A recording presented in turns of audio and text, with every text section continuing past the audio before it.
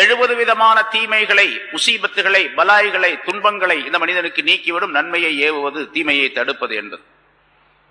அதே மாதிரி மரண நேரத்தில் தீய மரணம், கெட்ட மரணம் ஏற்படாமல் நல்ல நிலையிலே மரணிக்கக்கூடிய நிலையையும் அந்த மனிதனுக்கு உண்டாக்கி தரும் என்பதாகவும் குறிப்பிடுகின்றார். மூமினானவர்கள் இப்படி இருக்க வேண்டும், இப்படி இருந்தால்தான் அவர் சரியான மூமினாக இருக்க முடியும் என்பதையும் அல்லாஹ் தஆலா இங்கே குறிப்பிடுகின்றார்.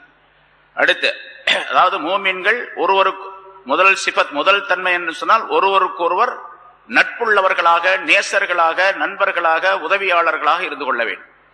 ஒரு முஸ்லிம், ஒரு மூமின் இன்னொரு மூமினுக்கு இடையூறு செய்கின்றார், துன்பம் தருகின்றார், அவருக்கு ஏதாவது சிரமங்களை உண்டாக்குகின்றார் என்று சொன்னால் அவர் ஒரிஜினல் மூமின் அல்ல, சரியான மூமினாக இருக்க முடியாது. முதல் இது. இரண்டாவது, நன்மையை ஏவக்கூடிய நிலை அவரிடத்தில் இருக்க வேண்டும். அவர் எல்லாம் செய்யறாரு, தொழுகிறாரு, நோன்பு வைக்கிறாரு, காத்து கொடுக்கிறாரு, எல்லாம் செய்யறாரு, நல்லது செய்யறாரு, எல்லா காரியங்களும் எல்லா மக்களோட நல்லா பழகிறாரு, பண்றாரு. நன்மையை மற்றவர்களுக்கு சொல்லுவதே கிடையாது அப்படின்றதா அவர் சரியான மூமினாக இருக்க முடியாது. தீமையை தடுக்கலன்னு சொன்னா அவர் சரியான மூமினாக இருக்க முடியாது. ஆக 3 சிபத்துகள் ஆச்சு. ஒருவருக்கொருவர் நட்புள்ளவர்களாக, உதவியாளர்களாக இருக்க வேண்டும், நன்மையை சொல்ல வேண்டும், தீமையை தடுக்க வேண்டும். 3 விஷயம். 4வது, மூமினான மனிதர் என்று சொன்னால் 4வது சிபத்தவருக்கு எப்படி இருக்க வேண்டும் சொன்னால், யுகீமூன ஸலா, தொழுகையை நிரந்தரமாக தொழுது வரக்கூடியவராக இருக்க வேண்டும். வயூத்தூன ஸகா, ஜகாத்தை அவர்கள் கொடுத்து வருவார்கள்.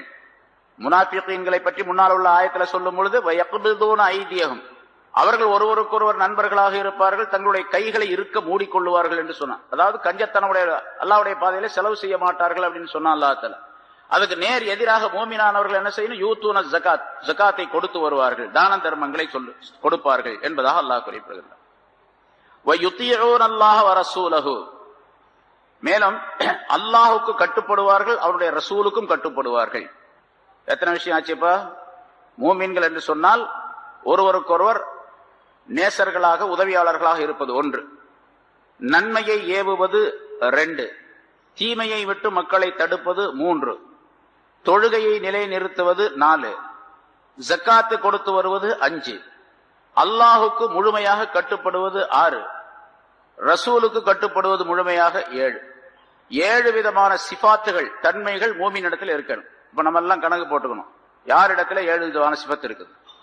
என்னிடத்துல, உங்களிடத்துல, எல்லாரும், நானும் நீங்களும் எல்லாரும் 7 விதமான தன்மைகள் யாரிடத்தில் இருக்கின்றனவோ அவர்கள் முழுமையான, உண்மையான, சரியான மூமின் என்பதாக பொருளாகும் என்ற விளக்கத்தை அல்லாஹ் தஆலா இந்த ஆயத்தின் மூலமாக தருகின்றார். இது உலகத்துல நமக்கு நாமே சோதனையாளர்களாக ஆகிக் கொள்ளலாம். நம்ம யாரு போய் அவரிடத்துல என்னிடத்துல இருக்குதா அப்படின்னு நீங்க பார்க்க வேண்டியதில்லை, உங்களிடத்துல இருக்க நான் பார்க்க வேண்டியது. நீங்களே ஒவ்வொருத்தரும் நீங்களே தீர்ப்பு செய்து கொள்ள வேண்டும், பத்துவா கொடுத்துக் கொள்ள வேண்டும், நான் சரியான மூமினா இல்லையா அப்படின்னு. அல்லாஹ்வுக்கு என்ன சொல்ல போனா, இப்ப சொல்லப்பட்ட இந்த விஷயங்கள் அல்லாத எத்தனை நன்மையான காரியங்கள் இருக்கணும் அவை அனைத்தும் யுதீஊன அல்லாஹ வ ரசூலஹு என்பதற்குள்ளே இருக்கின்றது. அல்லாஹ்வுக்கு கட்டுப்படுவது, ரசூலுக்கு கட்டுப்படுவது அப்படிங்கிறதுக்குள்ள எல்லா நன்மைகளும் வந்துருச்சு, எல்லா தீமைகளும் அதிலிருந்து எடுபட்டு போச்சு. எல்லா விஷயம் இருக்கு. நன்மைகளை எல்லாம் செய்ய வேண்டும், தீமைகளை எல்லாம் விட்டுவிட வேண்டும் என்பதை யுதீஊன அல்லாஹ வ ரசூலஹு என்ற 2 வார்த்தைக்குள்ளே அல்லாஹ் தஆலா சொல்லி காட்டுகின்றார். சரி, இது உலகத்தில இப்படி 7 சிபத்து, 7 விதமான தன்மைகள் உடையவர்களா இருக்க வேண்டும். இவர்களுக்கு என்ன கிடைக்கும்? அல்லாஹ் சொல்லுகின்றான், உலாயிக ஸயர்ஹமுஹுமுல்லாஹ், இவர்களுக்கு அல்லாஹ் தஆலா விரைவிலேயே தன்னுடைய ரஹமத்தை கொடுப்பான், தன்னுடைய அருளை தருவான் என்று அல்லாஹ் சொல்லுகிறார். அல்லாஹ்வுடைய அருள் அவர்களுக்கு கிடைக்கும். அல்லாஹ்வுடைய ரஹமத்து கிடைக்கிறது எவ்வளவு பெருசு அப்படிங்கறத நம்ம அடிக்கடி சொல்லி இருக்கிறோம். அல்லாஹ்வுடைய ரஹமத் ஒரு மனிதனுக்கு கிடைக்கும், அந்த ரஹமத்தை அவர்களுக்கு அல்லாஹ் தஆலா கொடுப்பான். இங்கே உலமாக்கள், முஃபஸ்ஸிரீன்கள் எழுதுகின்றார்கள், அல்லாஹ் தஆலா ரஹமத்தை அளிப்பான், அருள் புரிவான் என்று சொன்னால் எந்த நேரத்திலே, எந்த இடத்திலே அப்படின்னு சொன்னா, உலகத்தில் வாழக்கூடிய நேரத்திலும், உலகத்தினுடைய வாழ்க்கை நேரத்திலும் அல்லாஹ் தஆலாவுடைய ரஹமத்துக்கு உரியவர்களாக அவர்கள் ஆவார்கள். அதே போன்று உலகத்தை முடித்துக் கொண்ட பின்னால், உலக வாழ்க்கையை முடித்துக் கொண்ட பின்னால் இவர் சொர்க்கம் போகும் வரைக்கும் 5 விதமான கட்டங்களை இவர் தாண்டி செல்ல வேண்டும். 5 விதமான பயங்கரமான சூழ்நிலை, அந்த சூழ்நிலைகளை விட்டும், அந்த இடங்களை விட்டும் இவர் தாண்டி செல்ல வேண்டும். அந்த 5 இடங்களிலும் அல்லாஹ் தஆலா இவருக்கு ரஹமத்து செய்வான் என்று பொருள். 5 இடம் எது? முதலாவதாக மௌத்துடைய நேரம். மௌத்துடைய நேரம் சக்கராத்துடைய நேரம். அது ரொம்ப பயங்கரமானது. ஏன்னா மௌத்துடைய நேரத்தில் சக்கராத்துடைய அந்த தீமையை விட்டும் சக்கராத்துடைய கடுமையான நிலையை விட்டும் ஒரு மனிதன் தப்பித்தால் மீதி எல்லா இடத்துலையும் தப்பிச்சுக்கலாம். ஏன்னா இங்க அவருக்கு நல்ல நிலை ஏற்பட்டுச்சுன்னு சொன்னா பின்னால் நல்லவருக்கு தான் அது ஏற்படும். அதனால நல்லவராகவே அவர் ஆக்கப்படுவார். முதல்ல மௌத்துடைய நேரத்தில் சக்கராத்துடைய நேரத்தில் அல்லாஹாலா இவருக்கு ரஹ்மத்து செய்வான். ஏன்னா அல்லாஹாலா வெறுமனே அவர்களுக்கு அல்லாஹாலா ரஹ்மத்து செய்வான் அப்படிங்கிற சொல்லல.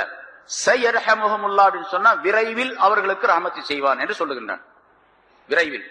விரைவில் அப்படின்னு சொன்னா ஒரு மௌத்தாகக்கூடிய நேரத்துல, முதல்ல சக்கராத்துடைய நேரத்துல ரசூலுல்லாஹி ஸல்லல்லாஹு அலைஹி வஸல்லம் சொன்னார்கள், ஒவ்வொரு மனிதனுக்கும் சக்கராத் உண்டு. சக்கராத் இல்லாமல் எந்த மனிதனும் கிடையாது. சக்கராத்னா மௌத்துடைய சிரமம், மௌத்துடைய கஷ்டம், அது எல்லா மனிதர்களுக்கும் உண்டு. யாராக இருந்தாலும் சரி, நபிமார்களாக இருந்தாலும் சரி, எல்லாத்துக்கும் சக்கராத் உண்டு. சக்கராத் இல்லாமல் மௌத்து கிடையாது. அப்ப ஆயிஷா நாயகி கேட்டாங்க, அப்படின்னா நீங்க ஏன் இந்த துஆ கேக்குறீங்க? அல்லாஹும்ம ஹவ்வின் அலைய சக்கராத்தில் மௌத் அப்படின்னு கேட்டுக்கிட்டே இருப்பாங்க. யா அல்லாஹ், எனக்கு மௌத்துடைய அந்த சக்கராத்தை கஷ்டத்தை லேசாக்கி வைப்பாயாக அப்படின்னு கேட்டுக்கிட்டே இருப்பாங்க. எல்லாத்துக்கும் சக்கராத்து உண்டுன்னு சொல்லும்போது அதை ஏன் கேட்கறீங்கப்பா? மௌத்த அந்த சக்கராத்தை லேசாக்கி வைன்னு கேட்கணும். லேசாக்கி வைக்கணும் தான் கேட்கணும். சக்கராத்தை இல்லாமல் ஆக்கி விடுன்னு கேட்க கூடாது அப்படின்னு சொன்னாங்க. சக்கராத்து இல்லாமல் இருக்காது, அது இருக்கும். ஆனா அந்த நேரத்துல அந்த கஷ்டத்தை தெரியாமல் ஆக்கி விடு அப்படின்னு அர்த்தம். அந்த கஷ்டத்தை எனக்கு தெரியாமல் ஆக்கி விடு, நான் உணரக்கூடிய நிலையை இல்லாமல் ஆக்கி விடு அப்படின்னு அர்த்தம் அதுக்கு என்று ரசூலுல்லாஹி ஸல்லல்லாஹு அலைஹி வஸல்லம் விளக்கம் சொன்னார். அதுக்கு நிறைய உதாரணங்கள் நம்ம முன்னால சொல்லி இருக்கோம்.